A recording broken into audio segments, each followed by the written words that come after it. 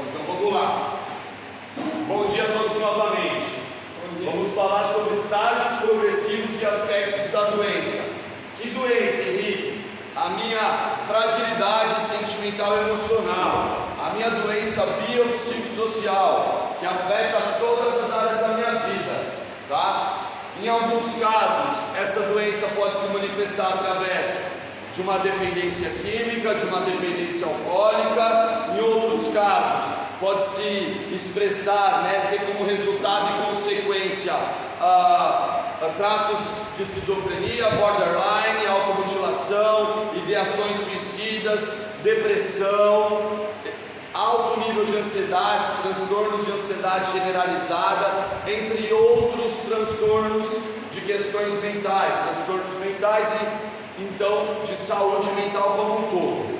Vamos falar então e entender que nós temos uma doença que afeta o meu corpo, a minha mente e o meu espírito. Ela é biopsicossocial, então ela vai atingir todas as áreas da minha vida. Ela vai atingir o meu corpo com sintomas físicos, ela vai atingir a minha mente com o desequilíbrio emocional e sentimental, com pensamentos destrutivos, com crenças limitantes, e ela vai atingir também o meu espírito, um contato consciente, talvez com um poder maior do que eu, um Deus que eu compreenda. Aí cada um tem a sua crença a respeito disso, ou a ausência dessa crença, tá? Então eu preciso primeiro entender que ela é biopsicossocial, porque ela afeta o meu corpo físico, a minha mente, o meu psicológico, o meu espiritual, e isso reflete no meu social, todas as áreas da minha vida. Então ela vai refletir no meu ambiente familiar, ela vai refletir no meu ambiente profissional, ela vai refletir nos meus relacionamentos afetivos, nos meus relacionamentos interpessoais, nas minhas amizades e em todas as áreas da minha vida, o meu financeiro e por aí vai, e na minha saúde como um todo, no corpo, na mente e no espírito. Só que eu preciso entender que ela é progressiva, ou seja, ela evolui, ela é tratável, mas ainda não existe uma cura, mas ela é estabilizável, ela é tratável com ferramentas e técnicas terapêuticas, com tratamento psiquiátrico medicamentoso, com psicoterapias, com psicólogo, com terapeuta, com terapia ocupacional e N ferramentas para me trazer esse equilíbrio mental, com atividades físicas para também melhorar o físico e o corpo, e também a busca espiritual através da sua religião de escolha, por exemplo. E aí eu preciso entender a parte da progressão. Eu vou falar diretamente usando os exemplos da dependência química e alcoólica, mas aquele que tem uma outra comorbidade ou uma outra patologia, uma outra consequência, por exemplo, o caso do quadro depressivo, daquele que tentou suicídio ou daquele que se mutilava, também progrediu, tá? Também começou em episódios isolados, depois teve aumento em frequência e quantidade de crises, até chegar na perda do autocontrole. Então eu vou usar o exemplo da dependência química e alcoólica, mas você que não se identifica com a dependência química e alcoólica, pode entender que você teve episódios isolados, acessos a quadro, por exemplo, depressivos, depois foi aumentando a frequência que isso acontecia na sua vida, e a quantidade, ou seja, a intensidade que isso acontecia, até que veio a automutilação, até que veio a tentativa de suicídio, a perda do autocontrole. Então ficou claro que a gente não está falando só de dependência química e alcoolismo?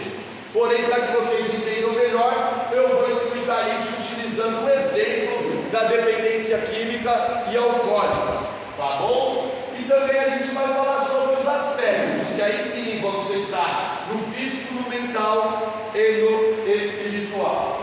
Então vamos lá. Vamos começar a entender que ela afeta a mente, o corpo e o espírito. Isso afeta e atinge todas as áreas da minha vida. vida, porém não começou do dia para a noite, é algo que veio progredindo. Então o primeiro estágio é o uso. Então, em um determinado momento da sua vida, seja infância, adolescência ou fase adulta, você teve contato com alguma substância que alterou a sua mente e o seu humor. E aí você usou. O uso, ele não traz prejuízos ainda para o meu corpo, para a minha mente e para o meu espírito. Eu consigo ser funcional, eu não perco horas de trabalho ou dias de trabalho, eu não passo mal com isso, não me traz sintomas e nem prejuízos biopsicossociais. É algo que eu tenho controle, são episódios isolados, são momentos pontuais.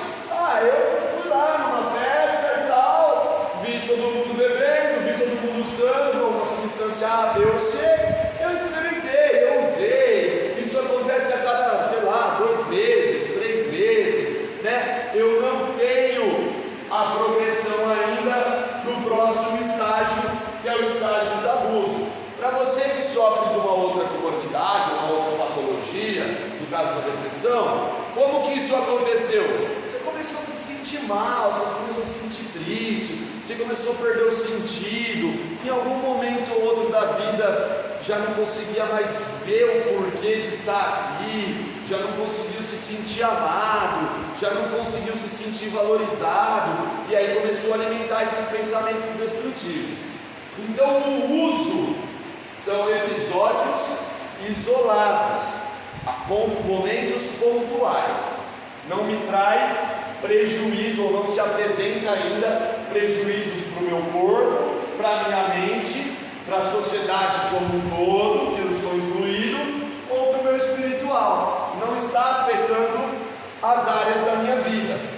Então o uso são episódios isolados, são momentos pontuais. Aí, como ela é progressiva, ela vai vindo com o tempo e ela não está sendo tratada, do uso eu passo para o abuso, né? E isso aumenta a frequência e a quantidade. Então você foi lá para aquela festa, antigamente você tomava um pouquinho, quando ficava um pouquinho alterado, aquele alegre que a gente chama, você parava. Nesse estágio de abuso, você passou do limite, passei da conta, já começa a aumentar a quantidade de tempo, a frequência com quem eu estou usando, que antes eram episódios isolados, começa a fazer parte de uma rotina, né? Eu começo a ter mais esses episódios com frequência, e também a quantidade daquilo que eu usava, né? Era uma quantidade X, agora já é uma quantidade XY, e aí eu já tenho o aumento da quantidade, e a frequência mais a quantidade, esse aumento, essa soma, já me apresenta prejuízos biopsicossociais. Ou seja, o cara bebeu demais, acordou de ressaca, não aguentou ir trabalhar, teve que ir no posto de saúde, no UPA, arrumou um atestado para justificar uma falta no trabalho,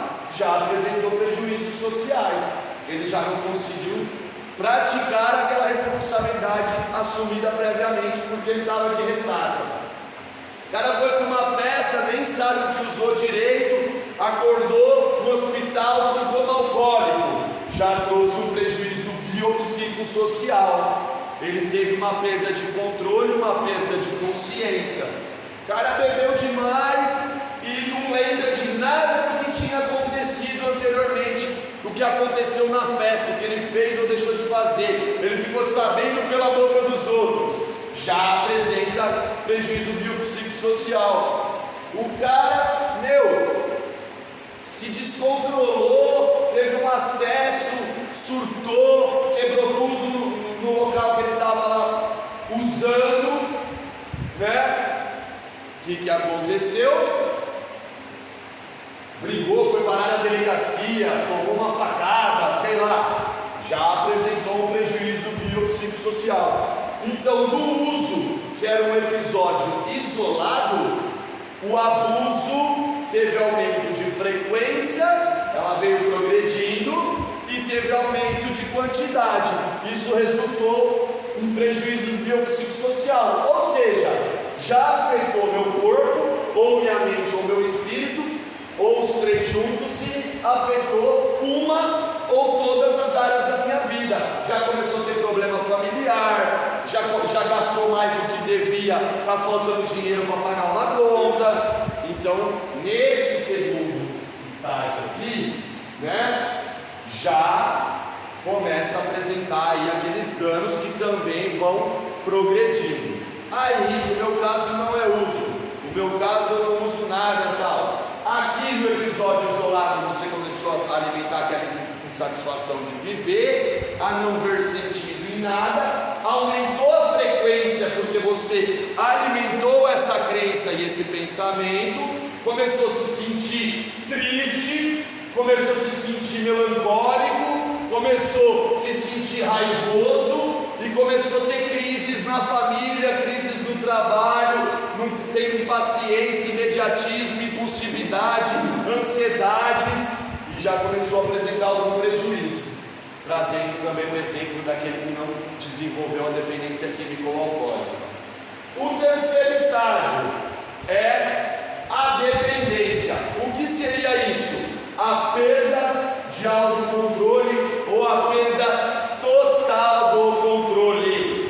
Eu já não tenho mais controle, ainda posso até ser funcional, continuo com o meu emprego, continuo pagando minhas contas, minha mulher ainda não se separou de mim, meus filhos não se afastaram, a minha mãe não me internou, ainda que meu pai não me colocou para fora de casa, porém eu já não tenho controle. No caso do dependente químico alcoólico, ele já não consegue parar, todo dia ele está usando e abusando, porque ele perdeu o autocontrole, o poder de dizer não, o poder de escolha, e já afeta todas as áreas da sua vida.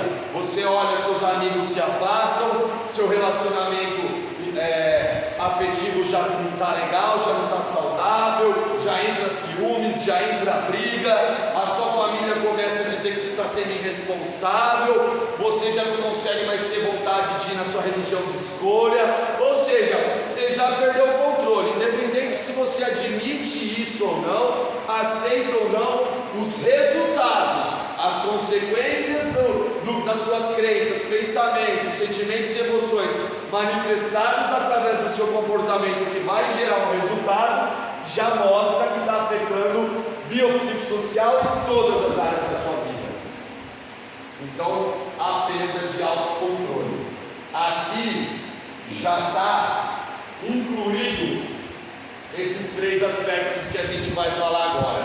Quando você chega nesse estágio, você já tem cravado isso aqui, o físico, mental e espiritual totalmente comprometido. Lembra que ela afeta o corpo, a mente, o espírito e todas as áreas da minha vida? Então já entra os três aspectos na perda do autocontrole. E aí, para falar um pouquinho do aspecto, a gente vai falar o físico, que se manifesta através da compulsão, o mental, que se manifesta através da obsessão, e o espiritual, que se manifesta através do egocentrismo. Como que é isso, Henrique? Para o dependente químico ou alcoólico, quantas vezes será que você usou sem querer usar? Você usou chorando, você tentou falar não para um convite, mas não conseguiu, porque você já tinha perdido o controle e aqui já tinha se instalado a compulsão. O seu corpo precisava daquela substância A, B ou C. Seu corpo necessita, por isso que é necessário muitas das vezes ser retirado da sociedade, onde tem os convites, onde tem os lugares, onde tem os ambientes, onde tem as pessoas da ativa, porque você já tem os pensamentos do uso e abuso, os hábitos de uso e abuso, e lá fora fica muito mais difícil de falar não. Aqui dentro você está mais protegido. Então o processo de desintoxicação organização física acontece, que leva de 45 a 90 dias. Isso depende da frequência, quantidade e tipo de substância. Quem diz isso não é o Henrique, é a Organização Mundial da Saúde. Então o processo de desintoxicação física varia de 45 a 90 dias, dependendo do quanto usava, do que usava e de como usava também. Varia também de indivíduo para indivíduo, do cognitivo e consciente de cada um. Então, compulsão é usar até mesmo contra a minha vontade. Eu estou vendo que está afetando todas as áreas da minha vida, eu estou vendo que está me trazendo prejuízos biopsicossociais, né? Está afetando meu corpo, minha mente e meu espírito, mas eu não consigo parar, porque eu já perdi o autocontrole e já instalou a compulsão. Segundo aspecto, o mental, a obsessão. Ainda que eu não queira pensar nisso, ainda que eu não queira me lembrar disso, eu fico remoendo aquilo na minha mente, em tempos, em horas, em dias, em minutos. São pensamentos e ideias fixas. E aí que eu trago para você que não tem problema com o álcool e com a droga, ou pensa não ter, tá? Será que a gente é compulsivo somente às substâncias? Será que a gente é obsessivo apenas ao relacionado ao uso? Ou muitas das vezes a gente está sendo obsessivo por compras e comprando coisas que a gente não precisa? Será que a gente não está sendo obsessivo num relacionamento? Né? A gente pensa mais na pessoa do que na gente mesmo? A gente pensa mais no outro do que na gente mesmo? Ou a gente pensa só na gente e não pensa no outro? Eu me importo somente comigo e eu não me importo com os outros? Então, o mental é a ideia e pensamento fixo que está sendo alimentado na minha mente. Então, se manifesta mentalmente na obsessão, se manifesta fisicamente na compulsão e se manifesta espiritualmente através do egocentrismo. Que isso, Henrique? Eu deixo de me preocupar, eu deixo de pensar na vida, não me importo se está afetando a vida de outras pessoas ao meu redor, eu não me importo se está afetando só a minha vida. Eu acredito que eu sou o centro do universo. O que importa é o que eu penso, o que importa é o que eu sinto, o que importa é o que eu quero.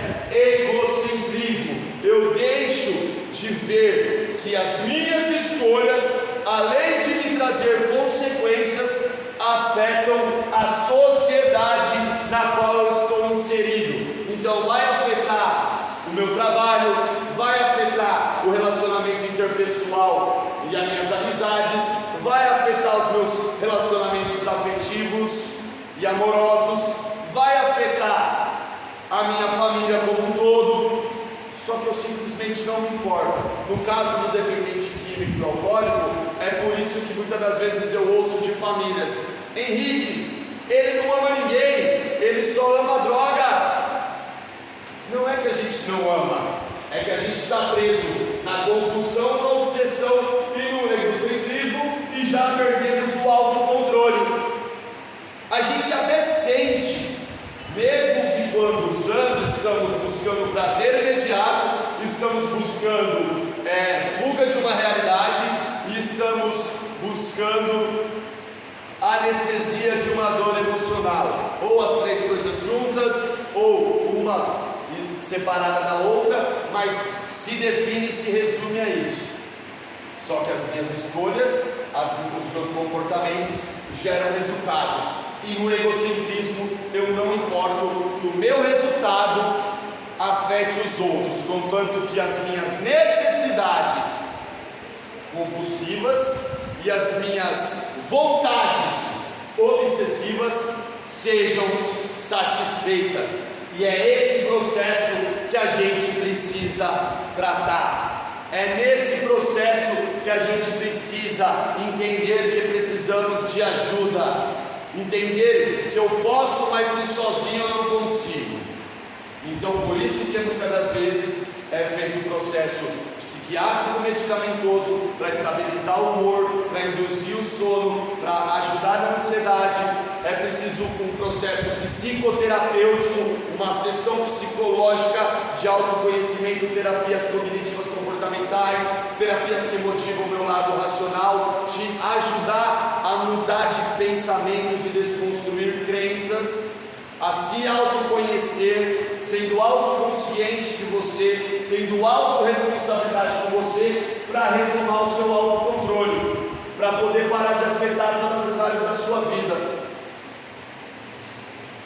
Ou um processo terapêutico de acompanhamento para te ensinar uma nova maneira de viver, através de inúmeras ferramentas que existem disponíveis para tratar a parte física do meu corpo, a parte psicológica da minha mente, a parte espiritual, que é hoje o meu egocentrismo. Eu nem me preocupo com o que o meu poder superior está pensando ao meu respeito ou quer para mim, e muito menos os outros, para que não haja mais prejuízos biopsicossociais e a minha doença, a minha fragilidade emocional e sentimental, através do equilíbrio, do autoconhecimento, venha parar de afetar todas as áreas da minha vida e eu consiga voltar a ser um membro produtivo na sociedade, um membro funcional, alguém que consegue se amar, ter amor próprio e por consequência resultado também amar o outro, alguém que consegue respeitar os seus limites e impor limite ao outro, alguém que consegue também falar não, mas aprende a lidar com o não, e também com sims, e alguém que encontra uma nova maneira de viver sem nada que altere a sua mente, o seu humor, a sua consciência, ou que encontre, para aqueles que não têm problema com a dependência químico-alcoólica, mas não vê mais sentido em viver, o caso do depressivo, por exemplo, ele consiga sair daquela gaiola emocional, daquele quarto escuro que ele se colocou e encontrar um propósito em sua vida, seja na área profissional, familiar, financeira, acadêmica, afetiva, ele encontre qualidade, ou todos vocês encontrem qualidade de vida, através das desconstruções de crenças limitantes e irreais e construções de crenças reais e motivacionais, através da reeducação de pensamentos, através do filtro dos seus sentimentos e emoções, para que haja uma mudança de hábitos, uma mudança comportamental e aí sim, mudança no resultado final. Então é isso. Esses são os estágios progressivos e os aspectos da doença, e é a chave do que diariamente eu preciso trabalhar.